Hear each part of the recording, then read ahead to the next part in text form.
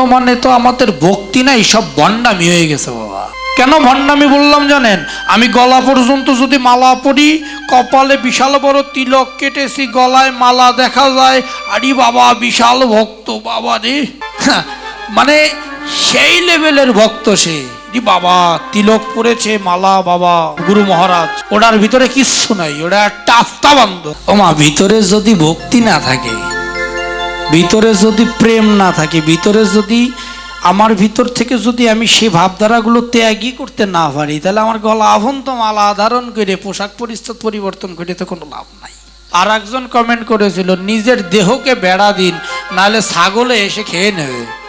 মানে আমার শরীরে আমি মাছ মাংস খাই কিনা সে তো জানে না, সেগুলো যদি ত্যাগ না করি তাহলে আমার গোবিন্দ দর্শন হবে না। তাই নিজের আমারে বেড়া দিত, কারণ সেইটার উত্তর দেই, যদি মাছ খেলে মাংস খেলে গোবিন্দরে না পাওয়া যায়, শাক সবজি ফেলে যদি গোবিন্দরে পাওয়া যায়, তা সবাইটাকে গোবিন্দরে পাই তো গরু আর ছাগল।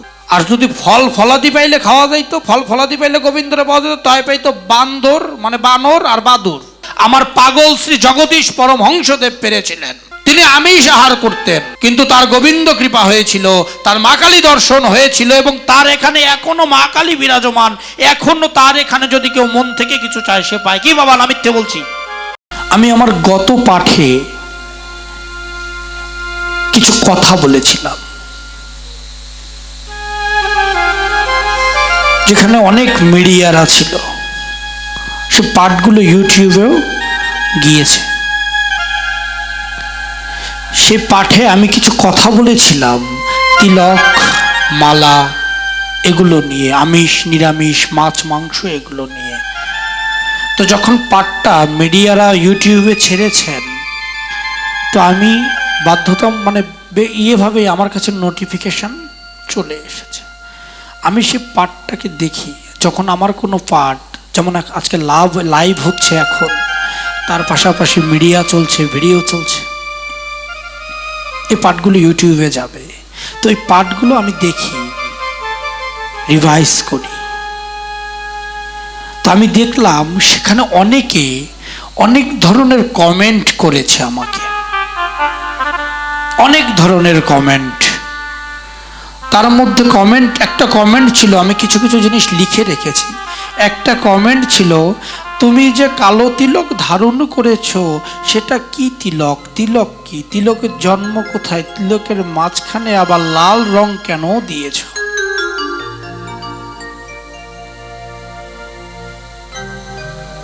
প্রশ্নটা একটা বোকার মতো প্রশ্ন। যে প্রশ্নটা করেছেন সে যে একটা বোকা, এটা বোঝা গেছে। এবং আজকে যে কথাগুলো বলতেছি না বাবা, এই প্রশ্নগুলোর উত্তর দিচ্ছি এখন, এগুলো নিয়েও কথা হবে, আমার কিছু আসে যায় না। কারণ সনাতন ধর্ম নষ্ট করেছি আমরা। সনাতন ধর্ম আমাদের মতো কিছু মানুষের জন্য নষ্ট হয়েছে, ভুল পথে চালিত করে।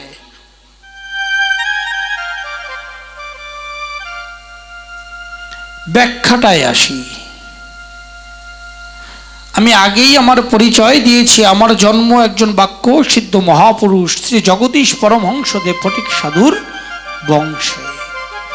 আমার কপালে যে কালো তিলকটা দিচ্ছেন, এটা কিন্তু কোনো চিহ্ন নয় বাবা। এটা দিয়ে যে আমি গোবিন্দ কৃপা পাবো এটা না, এটা হচ্ছে ব্রজের রস, স্বয়ং ব্রজের মাটি। এটা কিন্তু তিলক নয় বাবা, এটা ব্রজের মাটি।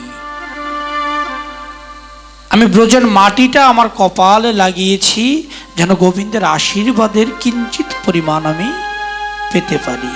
আর ভিতরে যে লাল ফোঁটাটা দেখছেন, এটা ফোঁটা না, এটা সিঁদুর। কেননা আমার জন্ম যেহেতু ব্রাহ্মণ ঘরে, যেহেতু আমি শক্তি মন্ত্রে দীক্ষিত, এবং আমার পরিবার কৃষ্ণ মন্ত্রে দীক্ষা দেয়, সেহেতু আমি যেহেতু বেসিক্যালি প্রথম যখন আমার উপনয়ন হয়েছে, আমাকে শক্তি মন্ত্র ধারণ করতে হয়েছে। সেই শক্তির প্রতীক হচ্ছে হয় রক্তচন্দন, না হয় সিঁদুর। আমি সেটা ধারণ করেছি। কিন্তু এই ধারণের মধ্যে কিছু নেই। কেন নেই? কারণ আমার ভিতরে যদি চৈতন্য না থাকে, আমি সারা কপাল ভর্তি তিলক লাগিয়ে দিলেও কিছু হবে না। আর একজন প্রশ্ন করেছেন, আপনার গলায় তুলসীর মালা দেখছি না, তাহলে আপনার মুখ থেকে হরি কথা শ্রবণ করাও পাপ।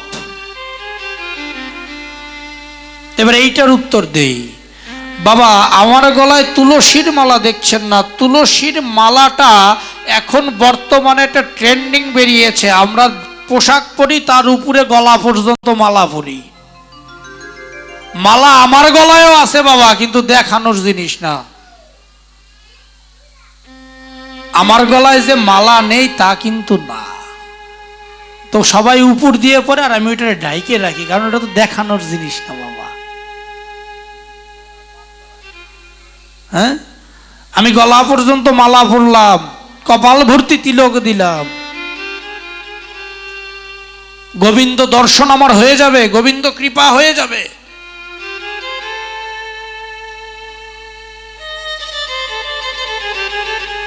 বাবা যদি তাই হতো তাহলে অনেক আগেই অনেকে গোবিন্দ দর্শন পেয়ে যেত। আমরা গৌরাঙ্গ মহাপ্রভুর অনেকে দোহাই দিই বাবা, এই যে কলি পাবন অবতার গৌরাঙ্গ মহাপ্রভু, তার কিন্তু যজ্ঞ পবিত ছিল না, মানে পৈতে ছিল না, তার কিন্তু কপালে তিলক ছিল না, তার কিন্তু পিছনে শিখা ছিল না। আমরা কিন্তু এখন তার উদাহরণ দেই। নবদ্বীপ গেলে ভালো করে গৌরাঙ্গ মহাপ্রভুর জীবনী যদি কেউ পড়েন তাহলে জানতে পারবেন, আমার গৌরাঙ্গ মহাপ্রভু যখন সন্ন্যাস ধর্ম গ্রহণ করেছিল, যখন সন্ন্যাস নিয়েছিলেন, তখন তিনি যে যজ্ঞোপবীত মানে যে উপনয়ন, যে পৈতে সংস্কার আমাদের হয়, যে পৈতে আমরা ধারণ করি, সেটা কিন্তু যজ্ঞের মাধ্যমে ধারণ করতে হয়। সেই জন্য তাকে বলে যজ্ঞোপবীত। তাই সেই যজ্ঞোপবীত তিনি কিন্তু যজ্ঞে আহুতি দিয়ে দিয়েছিলেন। তিনি তার কপাল থেকে তিলক মুছে দিয়েছিলেন, তার শিখা কেটে দিয়েছিলেন, মুন্ডন করে ফেলেছিলেন। কিন্তু এখন আমরা অনেক জায়গায় দেখি গৌরাঙ্গ মহাপ্রভুর কপালে এখানে শিখি, কপালে তিলক, গায়ে পৈতা, কিন্তু এগুলো কিছু ছিল না বাবা। নবদ্বীপ গিয়ে প্রভুর গ্রামে গিয়ে ভালো করে জেনে আসবেন, ভুল বলছি কিনা। চৈতন্য চরিতামৃত ভালো করে পড়বেন। এখন অনেকে গ্রন্থ বেরিয়েছে, অনেক কথা বেরিয়েছে, অনেক গ্রন্থ, এক একটা গ্রন্থের ধারাভাষ্য এক এক রকম।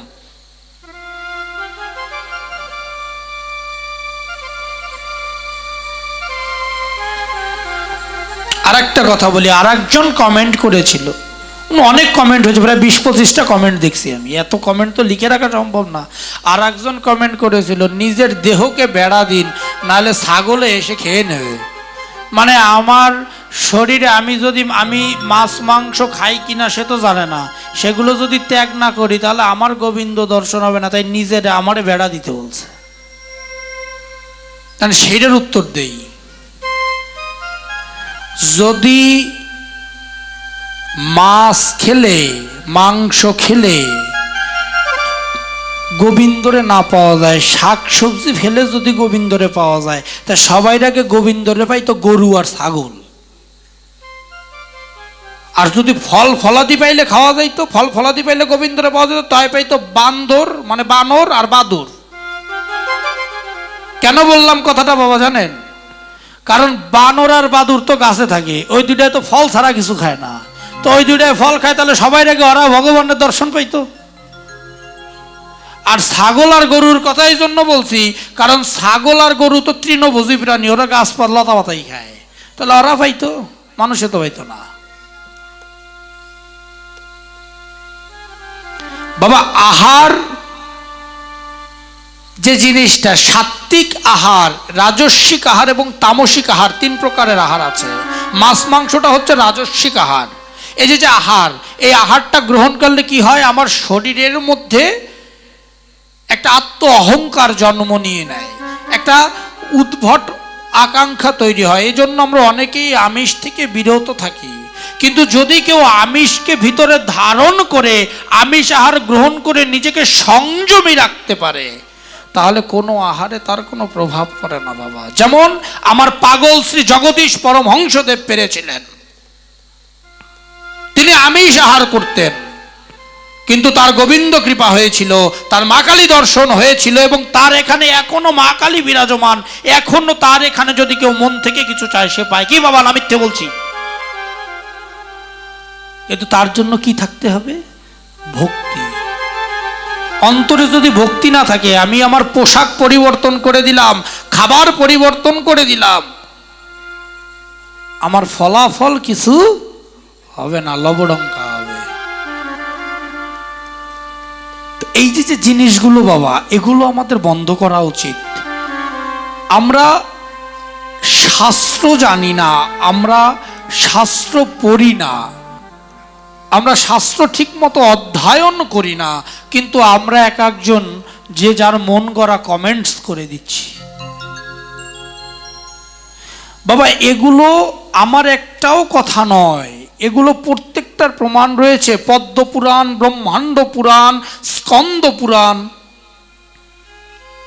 এই প্রত্যেকটা পুরাণে, এই তিনটে পুরাণে এই তিলকের মাহাত্ম্য সম্বন্ধে খুব সুন্দর এবং বিস্তার আলোচনা করে দিয়েছে।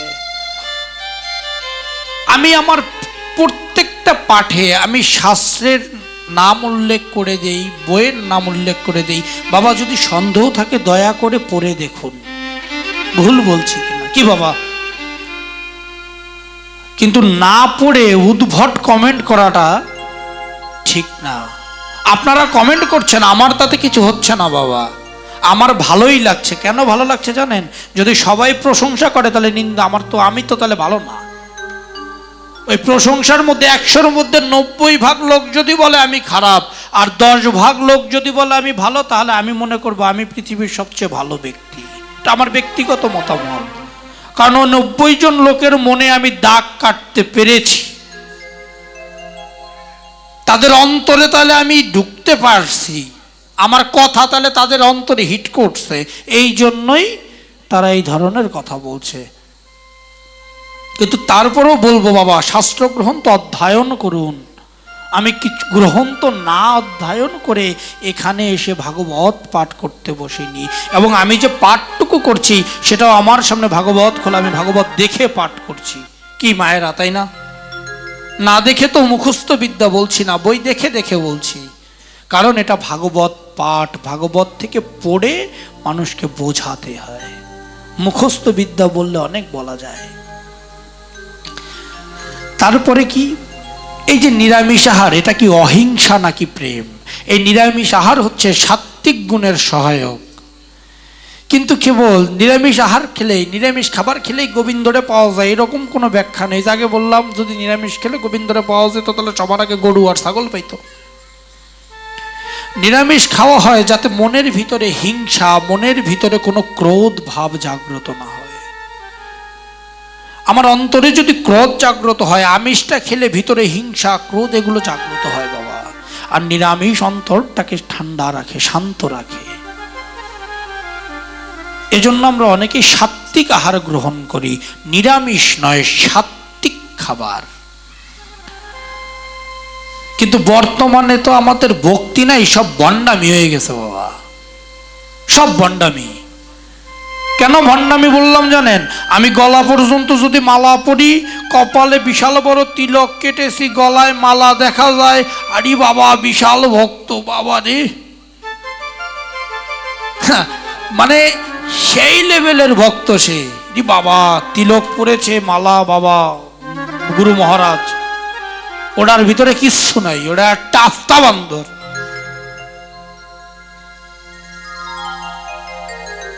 কি মায়েরা হাসছেন কেন? ভুল বললাম? হ্যাঁ,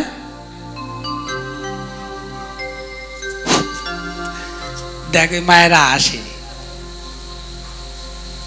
ও মা, ভিতরে যদি ভক্তি না থাকে, ভিতরে যদি প্রেম না থাকে, ভিতরে যদি আমার ভিতর থেকে যদি আমি সে ভাবধারাগুলো ত্যাগই করতে না পারি, তাহলে আমার গলা আভন্ত মালা ধারণ করে পোশাক পরিচ্ছদ পরিবর্তন করে তো কোনো লাভ নাই। কোনো লাভ আছে বাবা? একটা গল্প বলি। একটা বক নদীর ধারে এক পায়ে দাঁড়িয়ে থাকে। ও দাঁড়িয়ে দাঁড়িয়ে ওই যে নদীর ভিতর দিয়ে যে মাছগুলো যায় না, ওই মাছগুলো দেখে। এখন পাশে আর একজন সাধু থাকে, ওই সাধু চিন্তা করে যে বকটা মনে হয় কত বড় সাধক রে, এক পায়ে দাঁড়িয়ে নদীর দিকে তাকিয়ে আছে। আর ওই বক আবার সাধুর দিকে তাকিয়ে চিন্তা করে এইটাও মনে হয় আমার মতো মাছ ধরতে এসেছে। দেখছেন দুইজনের ভাবধারা কিন্তু দুরকম, ভালো করে বুঝবেন। কিন্তু বগের উদ্দেশ্যটা হচ্ছে মাছের দিকে, মাছটা কখন আসবে তার কাছে, সে ঠোকর দিয়ে মাছটাকে উঠিয়ে নেবে। কিন্তু আমাদের চোখে যদি কাম থাকে, চোখে যদি লালসা থাকে, চোখের মধ্যে যদি কামনা থাকে, তাহলে সেই ভক্তি তো ভক্তি না বাবা, সেটা ভণ্ডামি, সেটা অভক্তি, অযুক্তি। আর এখন এই পৃথিবী চলছে এই অভক্তি। বাহ্যিক পরিবর্তন সবাই করতে পারে, অভ্যন্তরীণ পরিবর্তন কেউ করতে পারে না। আপনারা রামায়ণের গল্প হয়তো অনেকে পড়েছেন। রামায়ণে মাতা শবরীর কথা বলা আছে না, শুনেছেন? মাতা শবরীর কাহিনী রামায়ণে, ভাগবতেও রয়েছে মাতা শবরীর কাহিনী। এই মাতা শবরী কিন্তু একজন ব্যাধের কন্যা ছিলেন। এই মাতা শবরীর পিতা কিন্তু পশু শিকার করতেন।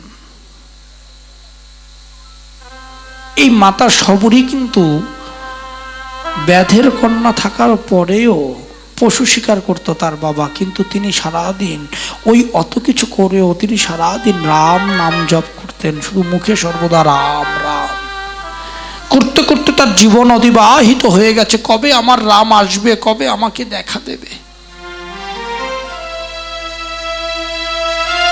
এ করে প্রতিদিন তিনি গাছ থেকে কুল বড়ই আছে না, এই কুল বড়ই পারতেন। পেরে কি করতেন বাবা, আস্তাটা রাখতেন না, আগে নিজে দাঁতে দিয়ে দেখতেন এটা মিষ্টি না টক। যদি মিষ্টি হতো তাহলে রাখতেন, যদি টক হতো তাহলে ফেলে দিতেন, কারণ টক হলে তো আমার প্রভু গ্রহণ করতে পারবে না।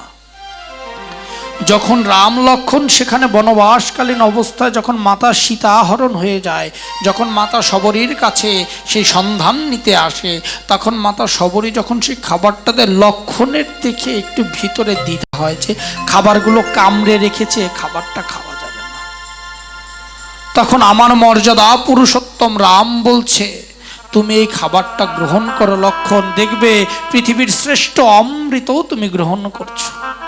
যখন লক্ষণ সেই খাবারটা গ্রহণ করলো তখন দেখতে পেল যে সেই খাবারের মধ্যে পৃথিবীর কি আলাদা একটা সুদ, খাবারের স্বাদ অন্যরকম।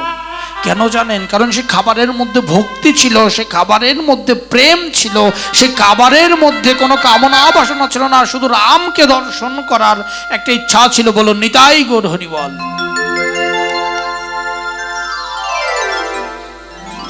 তাহলে যে খাবার আমার ভিতরে ভক্তিভাব উদয় করে না, যে খাবার আমার অন্তরে গোবিন্দকে দেয় না, যে খাবার অন্তরের ভিতরে গোবিন্দ প্রেম আনে না, সে খাবার তো খাবার না বাবা, সেটা বিষ।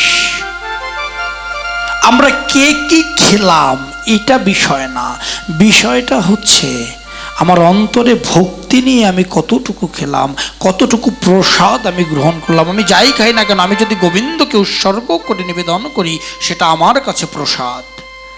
আর আমি সেই প্রসাদ যদি গ্রহণ করি, প্রসাদে তো কোনো দোষ নেই। আপনারা অনেকেই সাধক বামা খেপার কথা শুনেছেন। তারাপীঠ মন্দিরে এখনো মাছের ভোগ হয়, মাছ ছাড়া মায়ের পুজো হয় না তারাপীঠে। কালীঘাটে মাকে মাছ দিয়ে পুজো দিতে হয়, দক্ষিণেশ্বরে মাকে মাছ দিয়ে পুজো দিতে হয়, নাহলে মা পুজো গ্রহণ করে না।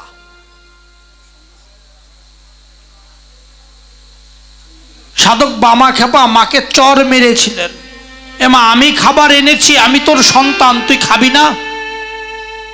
ও বাবা, কত বড় সাধক হলে মা কালীর মতো, মা তারার মতো মাকে থাপ্পড় দেয়া যায়, এবং থাপ্পড়ের জোরে পাথরের মূর্তি দিয়ে জল পড়েছিল, পাথরের মূর্তি কেঁদেছিলেন। শুধু একটা কথায়, আমি সন্তান মা তোর, আমি এনেছি তোর জন্য খাবার, তুই গ্রহণ করবি না মা? তাহলে কি ভক্তি, ভক্তি পথটা কোথায় দেখুন, কি পরিমাণ ভক্তি তার, যে সে মায়ের জন্য নিয়ে গেছে, মা তুই গ্রহণ করবি না? এবং মা নিজে কিন্তু সেই আহার গ্রহণ করেছে এবং বামা খাবার নিজে সেই মাকে খাইয়ে দিয়েছেন এবং পাথরের মূর্তি হা করে খাবার খেয়েছে। তাহলে সাধনের পথটা কোথায় বাবা? আমরা সাধন জানি না, আমরা ভজন জানি না, আমরা ডাকার মতো ডাকতে পারি না, অথচ আমরা বড় বড় কথা বলছি। আমরা অনেকে ব্রাহ্মণ নিন্দা করি, অনেকে ব্রাহ্মণ নিয়ে বাজে কথা বলি, অনেকে বলি, কিন্তু আমাদের সনাতন শাস্ত্র বলছে, একটা না একাধিক শাস্ত্র বলছে, জন্মনা ব্রাহ্মণা জ্ঞেয়, জন্মসূত্রে যে ব্রাহ্মণ উরসে জন্ম নেবে তিনি জন্মসূত্রেই ব্রাহ্মণ। স্বয়ং মহাভারতের অনুশাসন পর্বে, স্বয়ং মহাভারতের শান্তি পর্বে এই কথাগুলো বলা আছে। স্বয়ং ভগবান শ্রীকৃষ্ণ যুধিষ্ঠিরকে বলছে, যুধিষ্ঠির প্রশ্ন করেছে ভগবান শ্রীকৃষ্ণকে যে তুমি তো বললে ব্রাহ্মণকে সম্মান করতে হবে, তাহলে কোন ব্রাহ্মণকে সম্মান করব? স্বয়ং ধর্মরাজ যুধিষ্ঠির প্রশ্ন করছে, তখন ভগবান শ্রীকৃষ্ণ বলছেন যে নামে মাত্র ব্রাহ্মণ, যার নামের আগে ব্রাহ্মণ কথাটি আছে তাকেই তোমার সম্মান করতে হবে। আমার কথা নয়, মহাভারতে আছে, পড়ে দেখুন। ভুল বলছি কিনা? যে ব্রাহ্মণের কথা তুমি কর্ণে শুনবে যে এটি ব্রাহ্মণ, তাকেই তোমার সম্মান করতে হবে। নামে যে ব্রাহ্মণ, সেই ব্রাহ্মণকে সম্মান করা উচিত। স্বয়ং ভগবান নিজে ব্রাহ্মণের চরণ পদ্ম পূজা করেছেন। কেন? এই জড়াজগতের জীবকে শিক্ষা দেওয়ার জন্য।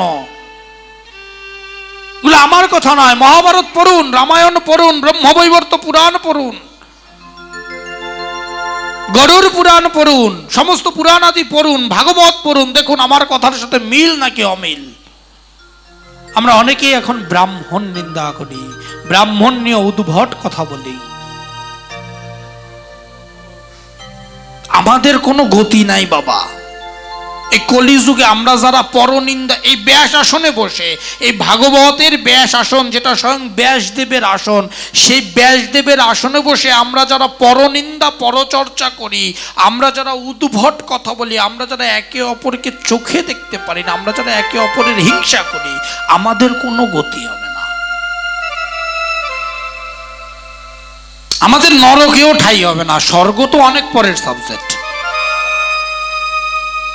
কারণ আমি তো পাপ করতে করতে যতই হরি কথা বলি, কৃষ্ণ কথা বলি, আমি এখানে বসে যখন পরনিন্দা করব, পরচর্চা করব, তখন আমার শরীরটা পাপে পাপে জর্জরিত হয়ে যাবে, পাপে পাপে পরিপূর্ণ হয়ে যাবে, তখন আর আমার কোনো গতি থাকবে না।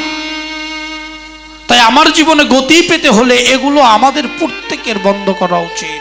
আমাদের প্রত্যেকের এই পরনিন্দা পরচর্চা বন্ধ করে গোবিন্দ প্রেমে ব্রতী হওয়া উচিত। একমাত্র গোবিন্দ প্রেমই হচ্ছে সেই সাধন মার্গে যাওয়ার উপায়। আমার যখন শেষের দিন চলে আসবে, আমার যখন বিদায়ের দিন চলে আসবে, তখন যখন আমার এই পাপ পুণ্যের হিসাব হবে, এই পাপ পুণ্যের যখন লেখা হবে, গোবিন্দ যখন বিচার করবে, তখন আমার আর কোনো ঠাঁই থাকবে না। আমার কোনো মাফ নেই, আমার কোনো মাফ হবে না।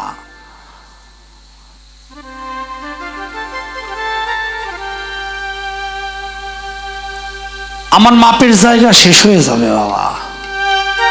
তাই আমার অন্তরে ভক্তি রাখলাম না, আমার অন্তরে প্রেম রাখলাম না, আমরা নিয়ম সঠিক উপায়ে পালন করলাম না, আমরা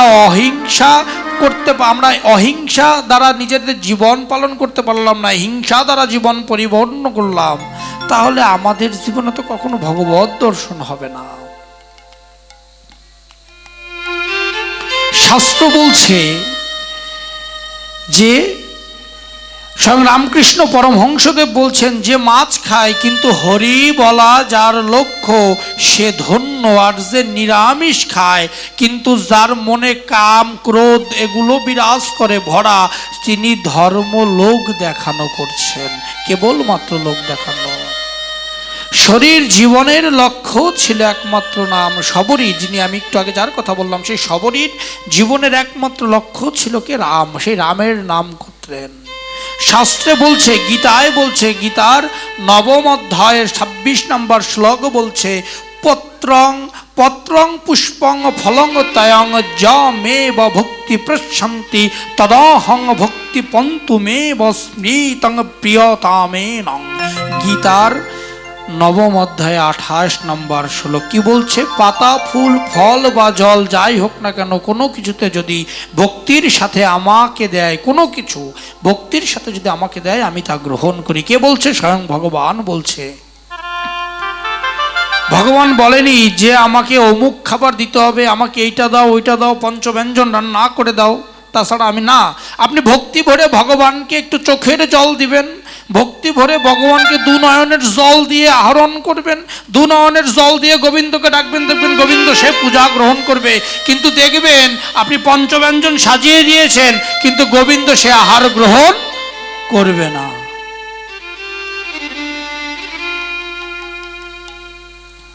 এই জন্য যদি আপনারা আমিষ আহার গ্রহণ করেন, তবে শাস্ত্রীয় সিদ্ধান্ত স্বাস্থ্যগত হতে হবে।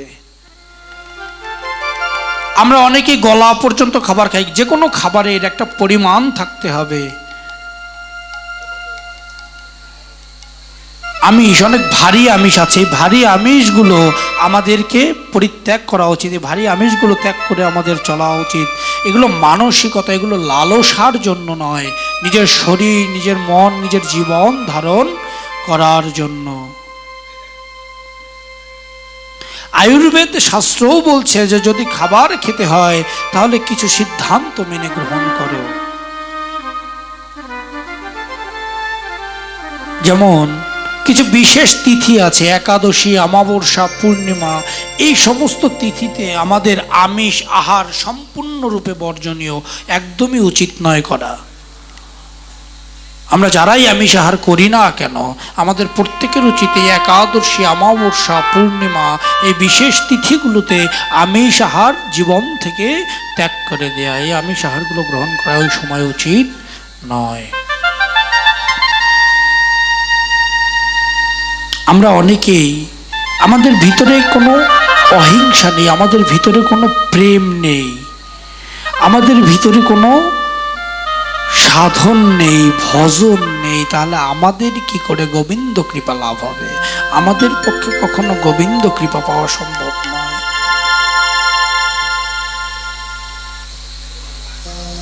আমরা গুরু মন্ত্র নিয়েছি, দীক্ষা নিয়েছি, গুরু ধরেছি, কিন্তু কখনো গুরু নাম জপ করিনি, কখনো গুরুর চরণে আশ্রয় নিইনি, কখনো গুরুর কাছে গিয়ে নিজেদেরকে আত্মসমর্পণ করিনি।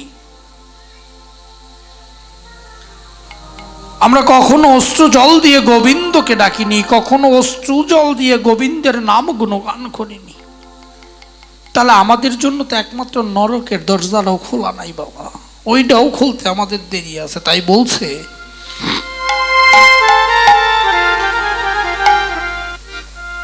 শেষ বিচারের দিনে কর্মফলের গুণে কারো মাপ মিলবে না। পাপী আর তাপীদের বৈকুণ্ঠের দরজায় ঠাঁই হবে না। শেষ বিচারের দিনে কর্মফলের কাছে কারো মাপ মিলবে না। শেষ বিচারের দিনে কর্মফলের কাছে কারো মাপ মিলবে না। শেষ বিচারের দিনে কর্মফলের গুণে কারো পাপ মিলবে না।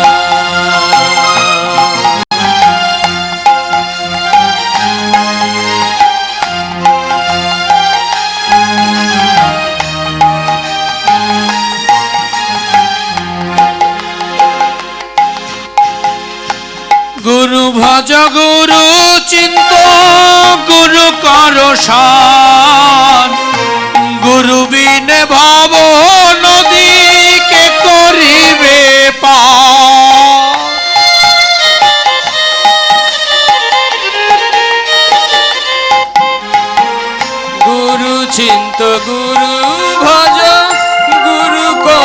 সার গুরু বিনে ভব নদী কেমনে হবি পার।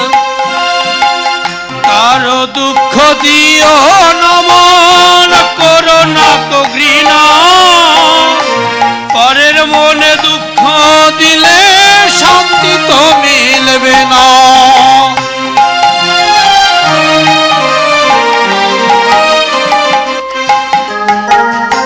কারো দুঃখ দিও নমন করো না তো ঘৃণা, কারো মনে দুঃখ দিলে শান্তি তো মিলবে না।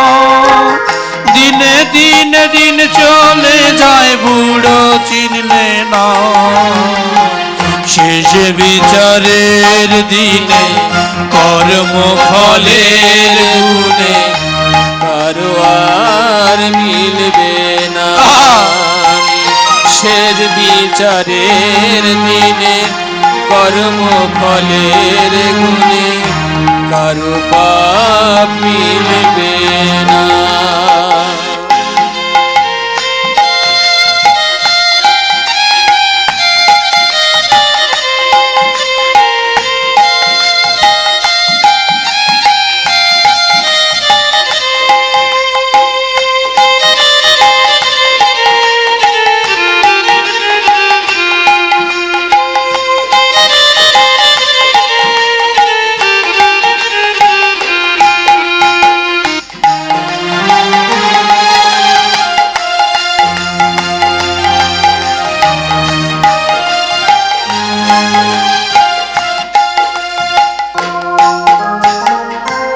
যে তোমার প্রাণ দিয়াছেন পাঠাইয়াছেন ভবে, অশ্রু জলে আর দিয়ে পুজিয়াছ কবে।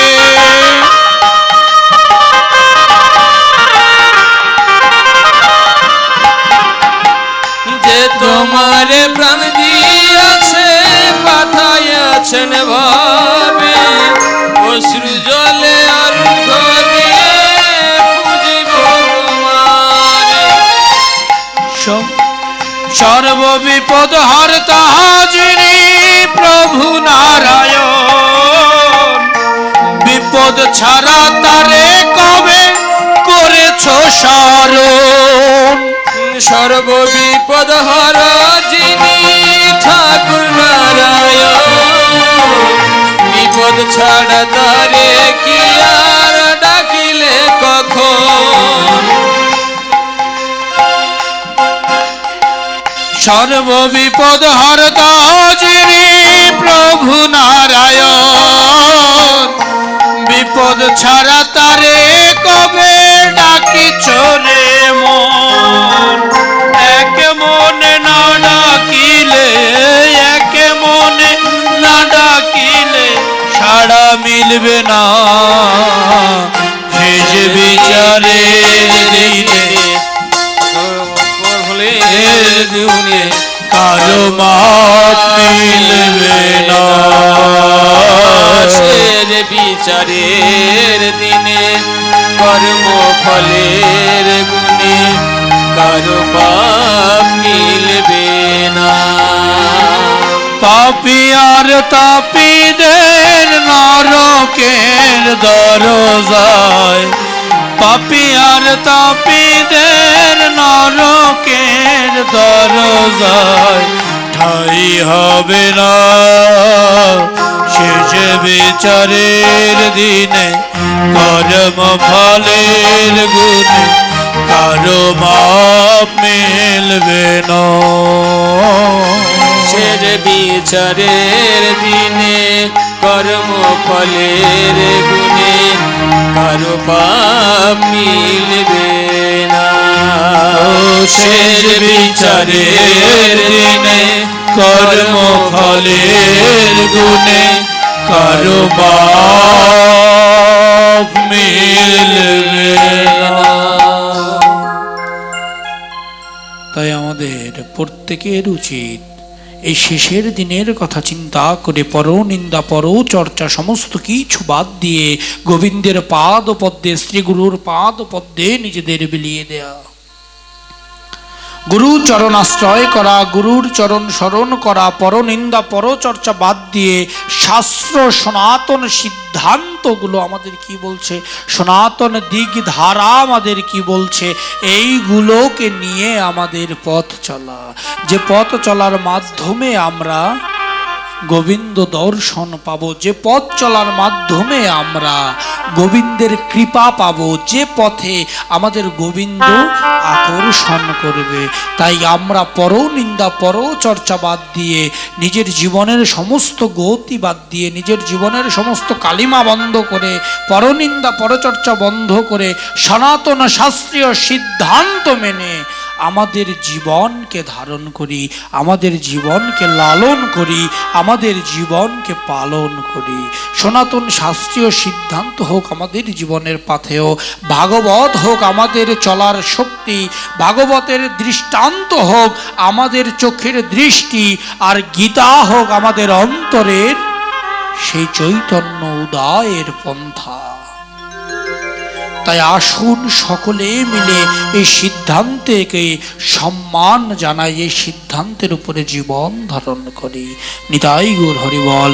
আমি কথা বেশি দীর্ঘায়িত করব না, আজকের মতো আমাদের ভাগবতকে আমরা এখানেই বিশ্রাম দিলাম। নিতাই গৌর হরিবল। আর আপনাদের উদ্দেশ্য বলছি, আপনাদের জন্য, সকলের জন্য প্রসাদের ব্যবস্থা করা হয়েছে। দয়া করে সকলে প্রসাদ গ্রহণ করে তারপরে বাড়িতে যাবেন। আগামীকালকে আমার মেজ দাদু শ্রী দিলীপ গোসাইয়ের তিরোধান উৎসব, সকাল থেকে সারাদিনে ব্যাপী অনুষ্ঠান, দুপুরে ভোগরাগ ও তারপরে প্রসাদ বিতরণ। দয়া করে সকলে উপস্থিত হয়ে চরণধূলি দিয়ে আঙিনাকে পবিত্র করবেন। এবং আমার পাঠ যদি আপনাদের ভালো লেগে থাকে, যদি দেখতে হয়, তাহলে ফেসবুকে আদিত্য চক্রবর্তী অভিজিৎ নামে একটি পেজ আছে। আবারও বলছি ভালো করে শুনবেন, বাংলায় আদিত্য চক্রবর্তী অভিজিৎ আমার পেজের নাম। এই পেজটাকে ফেসবুকে সার্চ দিয়ে দয়া করে সবাই ফলো দিয়ে রাখবেন, তাহলে আমার কখন কোথায় প্রবচন থাকে, কখন কোথায় থাকি, এটা আপনারা জানতে পারবেন। এবং আপনাদের যদি আমার ভিজিটিং কার্ড লাগে, তাহলে এখানে আমার ম্যানেজার আছে প্রীতি, ওর কাছ থেকে নিয়ে নেবেন। এবং আপনাদের আমার সকল ভিডিও সমস্ত কিছু আপনারা ইউটিউবে সনাতন মিডিয়া এবং হিন্দু মিডিয়া এটা লিখে সার্চ দিলে, সনাতন মিডিয়া আলাদা, হিন্দু মিডিয়া আলাদা, এটা লিখে সার্চ দিলে আমার সমস্ত পাঠ আপনারা পেয়ে যাবেন। এবং চ্যানেলগুলোকে দয়া করে সকলে সাবস্ক্রাইব করে রাখবেন আমার সংক্রান্ত সকল পাঠ পেতে। সকলে ভালো থাকুন, সুস্থ থাকুন। আপনাদের আগামী দিনগুলো সুন্দর ও সুমধুর হোক। গোবিন্দ কৃপা আপনাদের উপর